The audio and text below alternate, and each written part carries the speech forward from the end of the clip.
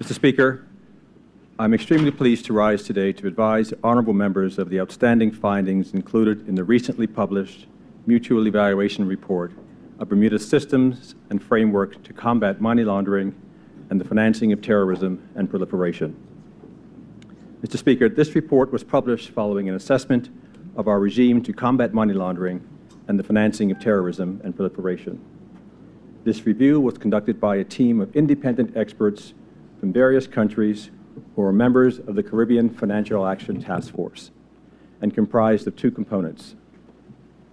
The first component evaluated the compliance of Bermuda's legislative framework and institutional arrangements against the international standards.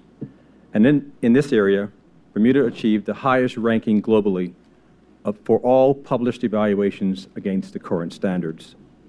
The second part of the review assessed the effectiveness of the implementation of the regime, and in this regard, Bermuda was ranked in the top 7 globally of countries who have completed such a review. Mr. Speaker, for Bermuda to have achieved such strong rankings is an excellent outcome for this jurisdiction. This is the result of many years of dedicated work by a team of professionals who had strong support at the highest levels of government, as well as the legislature and the private sector. Our sincere thanks to the persons involved in the National Anti-Money Laundering Committee for their tireless work to achieve such a high level of success. I'm also deeply appreciative for the support of this legislature and the work done by other persons in government and in the private sector in this regard. Mr. Speaker, in relation to the assessment of our legislative framework, Bermuda was ranked as compliant in 28 of the 40 areas of the assessment and largely compliant in 11 of the remaining 12. No other country has to date achieved this level of overall compliance in their mutual evaluation report based on the current standards. When I further consider the assessment of our effectiveness, I must highlight that Bermuda was one of only 2 countries that has to date achieved a high rating of effectiveness with regard to our framework for understanding and assessing risk and our domestic coordination mechanisms. Yeah, well done. Again, a strong testament to the work of the NAMLAC teams in accordance with its statutory responsibilities. Mr. Speaker, in addition to that high rating, Bermuda has also achieved ratings of substantial effectiveness in areas such as international cooperation, supervision, preventing the misuse of companies and trusts, use of financial intelligence to assist in investigations and prosecutions, and our work in addressing terrorist financing and targeted financial sanctions. Mr. Speaker, these are all important and core areas of our regime. Mr. Speaker, for those who may not be familiar with how this accomplishment might impact their lives day to day, it is worth noting that Bermuda is in the international financial services business, and this industry is responsible for thousands of jobs for both Bermudians and guest workers alike. Having a strong showing confirms for quality businesses in this sector that Bermuda is the right domicile for them. These results, especially in relation to our understanding of risk and the effectiveness of our supervisory framework, assist in preserving our long-standing correspondent banking relationships. This affords all of us the continued convenience of utilizing ordinary international banking services. Further, this outcome provides a solid platform for our marketing efforts to attract other quality businesses to Bermuda, to grow and expand our economy, and consequently offer additional jobs for Bermudians. Mr. Speaker, to provide further credence to the importance of this report, the Fiscal Responsibility Panel noted in its 2017 report that a less than positive result could have caused severe damage to our financial services sector. Here is a quote from their 2017 report. Under the bullet point, Risk for Global Initiatives in Financial Regulation, the Fiscal Responsibility Panel said the following: the upcoming Caribbean Financial Action Task Force assessment of Bermuda's anti-money laundering and counterterrorism financing measures remain critically important. A less than positive result would carry a high risk of major damage to Bermuda's financial services businesses. Many might choose to leave. This remains a serious possibility. Despite all the work that has been and is being done, there remains a few critical tasks to complete by the summer of 2018, some requiring additional resources if Bermuda is to secure a positive outcome. And even a positive outcome is likely to involve a requirement for work to further improve the system, end quote. Mr. Speaker, as members of this government, including myself, have said on a number of occasions, we want to continue to create an environment that encourages quality businesses to grow and flourish. We want to make it clear that persons who wish to undertake or hide criminal or other such unacceptable activity are not welcome on this island.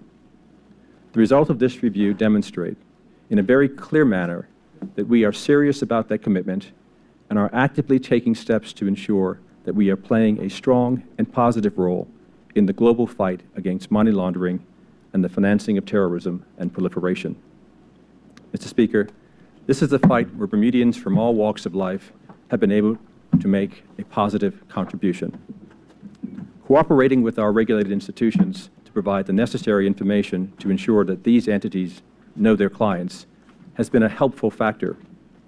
Evaluating transactions happening in their places of employment or business to ensure that they are not suspicious, and where there have been concerns, ensuring that they are reported to the appropriate authorities was very important.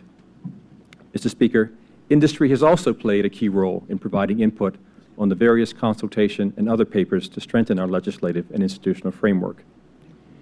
Even in our charities, there has been good support provided by many volunteers to reach the required levels of compliance with the more stringent obligations imposed as a result of these international requirements. All of these actions have helped to give Bermuda the level of credibility that has been recognized in this respect, in this report. Mr. Speaker, this assessment and the finalization of this report was a very rigorous process. The report, along with all the required pertinent information, was subject to assessment by persons and entities throughout our region and in the global FATF community. This further reinforces the quality of the regime that we have developed and implemented.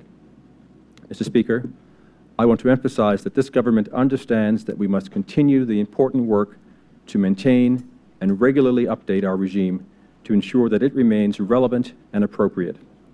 So the work continues. Work is already in progress to address some of the recommended actions that are noted in Bermuda's Mutual Evaluation Report. Further, Mr. Speaker, in keeping with our national policy, the team have already started the next national assessment of Bermuda's terrorism financing risks. In this regard, I would note that one of the key contributing factors to the ratings of high effectiveness for understanding of risk was the fact that to date, Bermuda has conducted 3 national risk assessments in relation to money laundering and terrorist financing. The fact that we are now embarking on a 4th such assessment shows how serious we are about such matters. Mr. Speaker, I referred earlier to the strong level of commitment at the highest political levels as playing an important role in the outcome. In this regard, a Cabinet AML subcommittee was established in July of 2017, immediately after this government came into office. The committee, which was and is chaired by the Premier, and whose membership include key ministers, provide oversight and support of the NAMLEC agencies and the Bermuda team overall. Mr. Speaker, I am pleased to note that this Cabinet Committee met on Monday to review the results of the Mutual Evaluation Report and to discuss its impact. Further, the committee wanted to ensure that an update plan is being developed to continue to strengthen our regime and that there is an ongoing program for assessment and mitigation of relevant threats and risk. Mr. Speaker, this subcommittee will continue to meet at least quarterly to ensure that Bermuda's program in this regard is appropriately advanced. This is further evidence that the government recognizes the importance of this work in the preservation and protection of Bermuda's quality reputation and is a sound foundation for the continued stability and security of our economy and island home. Mr. Speaker, the MER was adopted at the CFATF plenary held in Antigua and Barbuda in November of 2019. I had the privilege to lead the delegation to Antigua and Barbuda to defend Bermuda's Mutual Evaluation Report at the working group meeting ahead of the formal consideration of Bermuda's report by the plenary. The meeting was extremely positive, which has resulted in the best outcome for a CFATF member in the 4th round of evaluations to date, and one of the best in all of the global FATF network, as highlighted already. This was truly a team effort, and this outcome reflects the dedication, professionalism, collaboration, and cooperation of the Bermuda team, and I'm honored to have been part of this process. Mr. Speaker, I've taken the liberty this morning of inviting members who were part of the delegation to the chamber this morning. Some sit in the back and others sit in the front here, and if you will indulge me, I'd like to name the team. From the Attorney General's chambers, we have Melvin Douglas and Shakira Dale Francois. From the AML ATF Board, the Honorable Minister, Kim Wilson. From the Bermuda Casino Gaming Commission, Julie Grant. From the BMA, Shauna McKinsey, Chris Brown, Bruce Law, Sharon Seuss, Katie Duguay, Allison Lang, Jeffrey Lawrence, Yvette Pierre, Susan Davis Crockwell, and Neil Farrell. From the Bermuda Police Service, Assistant Commissioner Antoine Daniels, Detective Superintendent Nicholas Pedro, Detective Chief Inspector Ian Grant Tompkins. From Customs, Richard Amos, Dean Lima, and O'Brien Roberts. From the Department of Public Prosecutions, Larry Mussenden, Alan Richards, Loxley Ricketts, Javon Rogers, Cindy Clark, and Carrington Mahoney. From the Financial Intelligence Agency, Sinclair White and Callan Hollis. From the Ministry of Finance, Financial Secretary Anthony Manders and Assistant Financial Secretary Pamela Burrows. From the Ministry of Legal Affairs, Permanent Secretary Marva O'Brien and Renee Fogo. From the Office of NAMLAC, its Chairman, Madam Cheryl Lister, Paula Tyndale, Charmaine Smith, Christelle Hanna, and Natalie Parich. From the Registrar of Companies, Ken Joquin. From the Registry General, Aubrey Penniman, Denise Carey, Marvin Hanna, and Antonio Lightborn. And from the Superintendent of Real Estate, Gladwina O'Meara and Daniel Reese. Mr. Speaker, every team needs a good leader, and the leader of this team is none other than Mrs. Cheryl Lister, the chair of the National Anti-Money Laundering Committee.